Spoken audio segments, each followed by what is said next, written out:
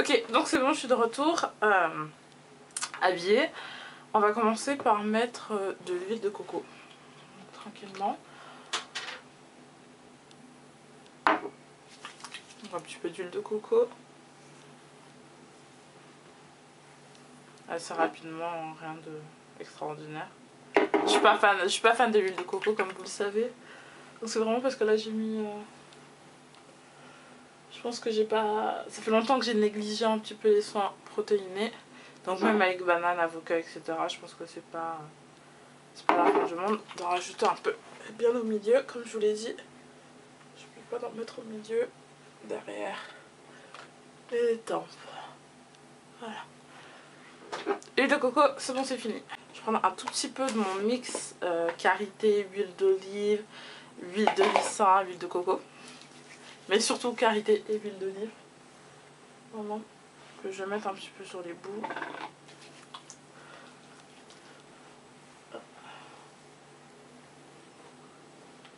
C'est par la tête. Hop, hop, hop, hop, hop, jusqu'aux oreilles. Alors je pense que j'ai une façon peut-être bizarre de faire mes vrais dards, mais en fait je les prépare. C'est-à-dire que je veux que ma tête soit séparée d'une certaine façon pour que ça tombe après d'une certaine façon. C'est-à-dire que j'aime bien soit avoir une raie sur le côté, soit au milieu. Et j'arrête surtout à ce moment-là pour qu'après ce soit bien full au niveau du milieu de ma tête en fait. Ça m'arrange un peu. Voilà. Et séparation jusqu'à peu près l'oreille. Hein. Rien de super précis, de toutes les façons c'est fait pour être défait. Pardon, je lâche plein d'eau.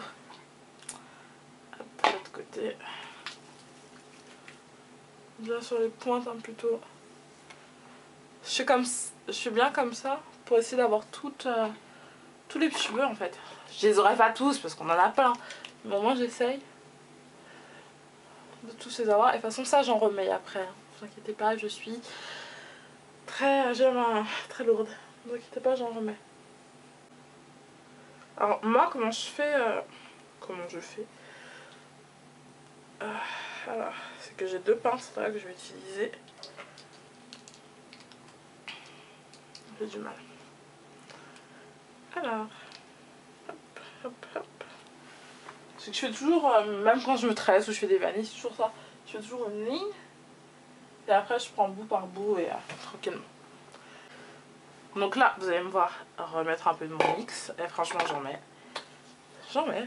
Je peux pas mentir. En plus, j'ai pas démêlé les cheveux. Ne vous inquiétez pas que je vais en mettre. Voilà. À ce niveau-là. Peine à large.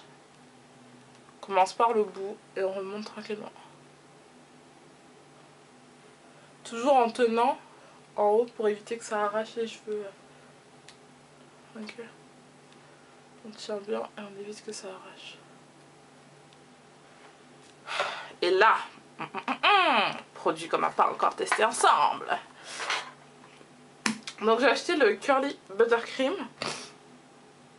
Pardon, de Miss Jessie. Miss Jessie's. Et je l'ai testé une fois et j'ai détesté l'odeur. Donc il y a écrit dessus quand même. Enfin, je veux vous le dire. Parce que j'ai fait un premier test et voilà. C'est genre sans graisse, c'est hydratant, ça hydrate immédiatement les cheveux les plus secs, etc. Bla bla bla, totalement faux. Pour ma première utilisation et j'ai pas voulu renouveler l'utilisation. Voilà. Non, ça sent la menthe, c'est pas mon truc. C'est comme ça, hein. C'est assez épais ouais, quand même. Une crème assez épaisse. Et donc qui est conseillé aussi pour les braid out, twist out, etc. C'est pas un gel, mais ça apporte de la tenue. Donc on va voir est-ce que ça apporte de la tenue. Déjà rien que là, oui.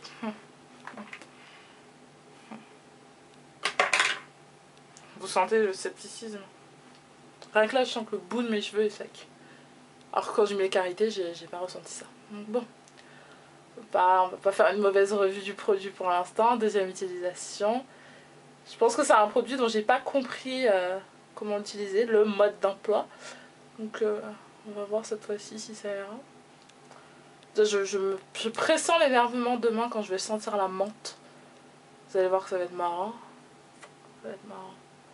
C'est plutôt pas mal. Là vous vous dites que c'est petit, je sais, mais c'est parce que cette partie de ma tête est pas très fournie. Donc je préfère faire de plus petites nattes pour que ce soit mieux défini.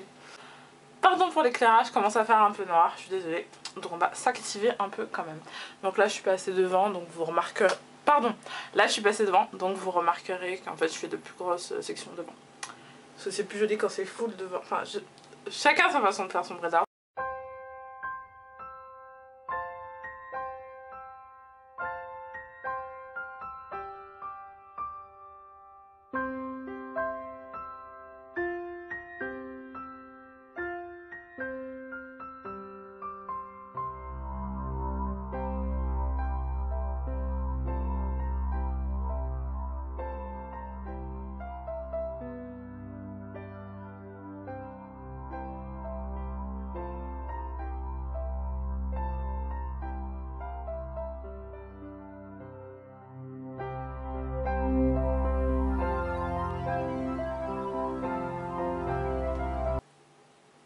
Là j'ai fait une vanille, pour finir le bout en vanille.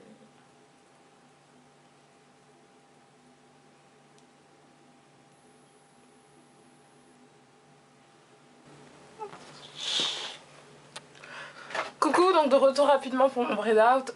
Pardon, je vais sortir là tout de suite. Donc mes cheveux sont, je dirais pas totalement secs. Je pense qu'ils sont un tout petit peu humides. Après, bizarrement, je sens la menthe du Miss Jessie's. Et les cheveux sont pas aussi secs que je pensais qu'ils le seraient en fin de compte. Ils sont même plutôt bien hydratés. Le choc. Donc je vais commencer à défaire, toujours par derrière, je commence toujours par derrière.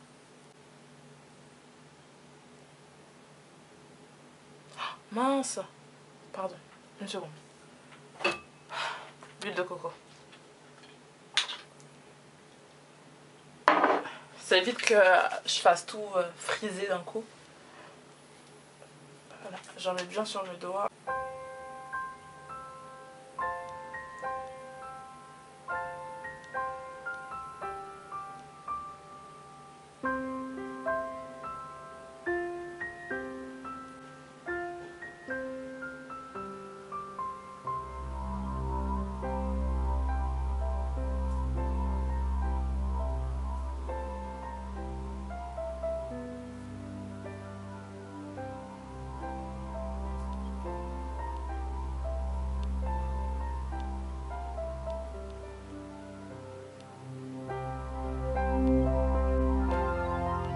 Alors le fait que ce soit encore un peu humide, je vais pas le séparer parce qu'il est déjà pas très défini.